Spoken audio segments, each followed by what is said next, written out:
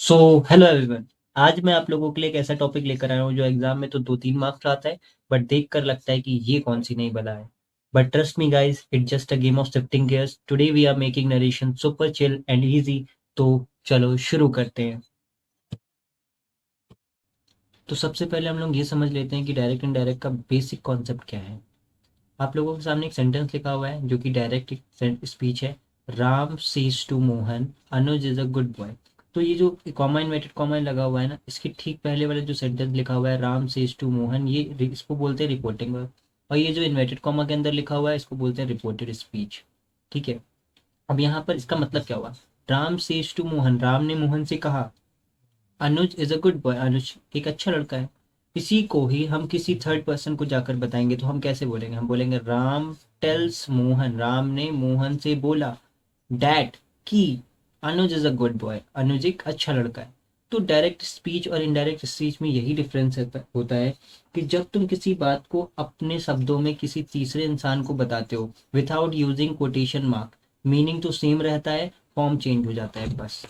ठीक है। तो इसको चेंज करने के कुछ रूल्स होते हैं, जो रूल्स इस नीचे पीडीएफ में लिखे हुए हैं। आप लोगों को ये पीडीएफ व्हाट्सएप चैनल पर मिल जाएगी, लिंक आपको डिस्क्रिप्शन में दे दिया जाएगा।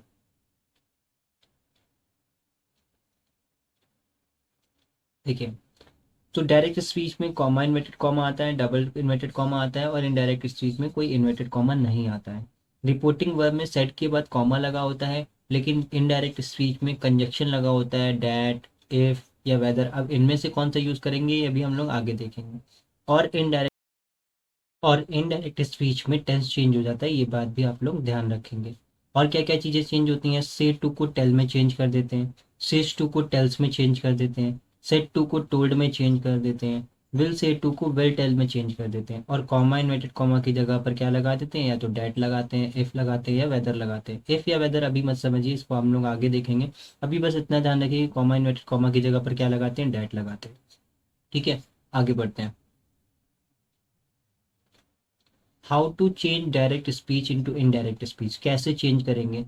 तो तीन मेन चेंजेस आप लोगों को करने होते हैं, तीन मेन रूल हैं नरेशन के, जो आप लोगों को समझना पड़ेगा, और बड़ी ही इजीली आप लोग डायरेक्ट से इनडायरेक्ट कन्वर्ट कर लोगे। जब भी आप किसी बात को दोबारा बताते हो तो उस बात को पास्ट हो जाती है, इसलिए टेंस ऑलवेज पीछे चला जाता है। इसका क्या मतलब हुआ?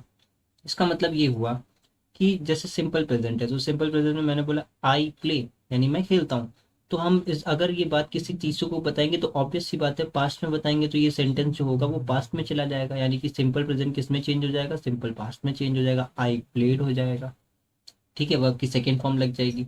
ऐसे ही एक सेंटेंस लिखा है she said I am reading, present continuous का सेंटेंस है, आई एम प्लेइंग लिखा हुआ है, पास्ट कॉन्टिन्यूअस में चेंज होगा, प्रेजेंट कॉन्टिन्यूअस किस में चेंज हो जाएगा? पास्ट कॉन्टिन्यूअस में चेंज हो जाएगा, तो ही वॉज प्लेइंग हो जाएगा। ठीक है। ऐसे सेंटेंस लिखा हुआ है she said I am reading, इसने कहा आई एम रीडिंग, तो इसका क्या चेंज होगा? She said that she was reading, यहाँ पर इसका मतलब है उसने कहा मैं पढ़ रही हूँ, बट यहाँ पर इसका मतलब है शी सेड, उसने कहा कि वो पढ़ रही थी। क्योंकि ये सेंटेंस पास्ट में चला गया, क्योंकि ये इनडायरेक्ट स्पीच है, इनडायरेक्ट स्पीच में सेंटेंस किस में बनाते हैं? पास्ट में बनाते हैं, इसलिए यहाँ पर वॉज आ जाएगा। नेक्स्ट सेंटेंस आपके सामने लिखा है प्रेजेंट परफेक्ट का आई हैव प्लेड, तो आई हैव प्लेड को आई हैड प्लेड करेंगे, क्यों? क्योंकि प्रेजेंट परफेक्ट किस में चेंज हो जाता है? पास्ट परफेक्ट में चेंज हो जाता है। सेम ऐसे ही अगर सिंपल प्रेजेंट लिखा हुआ है, अब प्रेजेंट को तो पास्ट में चेंज कर दिया, लेकिन पास्ट को किस में चेंज करेंगे? अपने भी पास्ट में, यानी कि सिंपल प्रेजेंट का भी पास्ट होता है पास्ट परफेक्ट। तो यहाँ पर अब आई प्लेड लिखा हुआ है तो हम आई हैड प्लेड कर देंगे। सेम ऐसे ही एक सेंटेंस आप लोगों के सामने लिखा हुआ है कि he said comma inverted comma I failed the test, failed यानी कि वर्ब की सेकंड फॉर्म लिखी हुई है, और वर्ब की सेकंड फॉर्म किस में आती है? पास्ट इंडेफिनिट में आती है।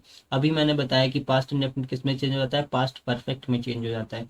तो ही की जगह पर ही रहेगा, सेड की जगह पर सेड रहेगा। अच्छा, अगर सेड टू दिया होता तो, सेड टू दिया होता तो किस में चेंज कर देते हैं? टोल्ड में चेंज कर देते हैं। किस में चेंज कर देते हैं?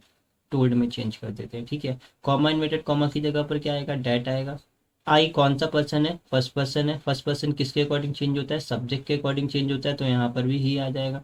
चलिए पहले हम लोग को ये वाला चीज़ समझ लेते हैं। देखिए एक फॉर्मूला है जिसको आप लोग लर्न कर लेंगे, SON 1 2 3। यहाँ पर वन का मतलब है फर्स्ट पर्सन, टू का मतलब है सेकेंड पर्सन, और थ्री का मतलब है थर्ड पर्सन। तो वन अगर यानी कि फर्स्ट पर्सन अगर आएगा तो किसके अकॉर्डिंग चेंज होगा, सब्जेक्ट के अकॉर्डिंग चेंज होगा। सेकंड पर्सन अगर आएगा तो किसके अकॉर्डिंग चेंज होगा, ऑब्जेक्ट के अकॉर्डिंग चेंज होगा। और अगर थर्ड पर्सन आएगा तो किसके अकॉर्डिंग चेंज होगा, नो चेंज रहेगा। एन का मतलब यहाँ पर नो चेंज है। तो क्योंकि यहाँ पर फर्स्ट पर्सन आया था और फर्स्ट पर्सन किसके अकॉर्डिंग चेंज होता है, सब्जेक्ट के अकॉर्डिंग चेंज होता है, तो सब्जेक्ट क्या है, ही है, तो यहाँ पर भी क्या आ गया, ही आ गया। और क्योंकि ये वर्ब की सेकेंड फॉर्म यानी सिंपल पास्ट में था और सिंपल पास्ट किस में चेंज हो जाता है, पास्ट परफेक्ट में, तो यहाँ पर क्या आ जाएगा, हैड आ जाएगा। हैड फेल्ड द टेस्ट, ये हो जाएगा। आई होप आप लोगों को बात समझ में आ रही होगी। सेकेंड रूल है चेंज इन प्रोनाउन, जो कि अभी मैंने ऊपर बताया। नरेशन में आई बन जाता है ही एंड शी और वी बन जाता है दे। कैसे, क्योंकि जब बात अब स्पीकर नहीं कर रहा है, अब किसी और की हो रही है। ठीक है, Rohan said I will go, Rohan ने कहा आई विल गो। तो आप अगर जाकर ये बात किसी को बताओगे तो आप क्या कहोगे, रोहन ने कहा कि वो जा रहा है या वो जाएगा। तो Rohan said that he would go. बात समझ में आ रही है आप लोगों को। ठीक है, सेम ऐसे ही यहाँ पर एक बात और ध्यान रखनी है, जिस तरीके से वर्ब की सेकंड फॉर्म को पास्ट परफेक्ट में चेंज करते थे, इज एम आर को वॉज वर्ब में चेंज करते थे, ठीक है, उसी तरह से विल को किस में चेंज कर देंगे, वुड में चेंज कर देंगे, जैसे कि यहाँ पर किया गया है। शैल को किस में चेंज कर देंगे, शुड में चेंज कर देंगे। कैन को किस में चेंज कर देंगे, कुड में चेंज कर देंगे। मे को किस में चेंज कर देंगे, माइट में चेंज कर देंगे। मस्ट का मस्ट ही रहेगा, ये चेंज नहीं होगा। ठीक है, अब बढ़ते हैं नेक्स्ट रूल की तरफ। Change in time and place, यानी कि अब नहीं तब वाला रूल। इसका मतलब है जो चीज़ें डायरेक्ट में पास होती हैं वो इनडायरेक्ट में दूर हो जाती हैं। फॉर एग्जाम्पल नाउ, नाउ का मतलब होता है अब, तो इसको चेंज कर देते हैं देन में। ठीक है, टुडे को चेंज कर देते हैं डैट डे में। हेयर को चेंज कर देते हैं देयर। टुमारो को चेंज कर देते हैं द नेक्स्ट डे या फिर द फॉलोइंग डे में। यस्टरडे को चेंज कर देते हैं द प्रीवियस डे में। ठीक है, अब का तब, आज का उस दिन, हेयर का देयर, इस तरीके से हम लोग चेंज करते हैं। सबसे अब लास्ट में फाइनल चेंज और सबसे इम्पोर्टेंट चेंज, इसको, ये सबसे इम्पोर्टेंट है, इसको जरूर से ध्यान से समझ लेना। देखो, कुछ स्टेटमेंट्स होती हैं जो कि यूनिवर्सल ट्रुथ दी होती हैं, प्रोवर्ब दी होती हैं, एबिचुअल फैक्ट दिया होता है, हिस्टोरिकल फैक्ट दिया होता है। जैसे एक सेंटेंस लिखा हुआ है, my mother said man is मॉर्टल। अब यहाँ पर सेट दिया हुआ है तो इट मीन्स ये पास्ट टेंस में, पास्ट टेंस में तो रिपोर्टेड स्पीच के टेंस में चेंजमेंट होना चाहिए, यहाँ पर इज एम आर की जगह वॉज वर आना चाहिए। बट यहाँ पर चेंजमेंट नहीं होगा, क्यों नहीं होगा, क्योंकि यहाँ पर जो इन रिपोर्टिंग वर्ब में जो सेंटेंस लिखा हुआ है, ये मैन इज मॉर्टल, ये एक यूनिवर्सल ट्रुथ है, या एक कह सकते हो ये एक प्रोवर्ब है। तो अगर रिपोर्टेड स्पीच में कोई प्रोवर्ब दी जाए, कोई यूनिवर्सल ट्रुथ दी जाए, कोई हैबिचुअल फैक्ट दिया जाए, कोई हिस्टोरिकल फैक्ट दिया जाए, तो उसका चेंजमेंट नहीं होता है, भले ही वहाँ पर सेड लिखा हो यानी कि पास्ट टेंस में हो रिपोर्टिंग वर्ब, तब भी चेंज नहीं करते हैं। तो यहाँ पर my mother said that man is मॉर्टल, ये सेम टू सेम वैसे ही रहेगा, बस कॉमा इन्वर्टेड कॉमा की जगह आपको डैट लगा देना है। नेक्स्ट आगे बढ़ते हैं। और भी कुछ चीज़ें हैं जो लर्न करने वाली हैं, बहुत ही अच्छे से समझने वाली हैं। सिंपल सेंटेंस में अगर सेट टू दिया होता है तो उसको चेंज कर देते हैं टोल्ड में, ये आप लोगों को पता होगा, अभी तक मैंने ये बात बता दी है।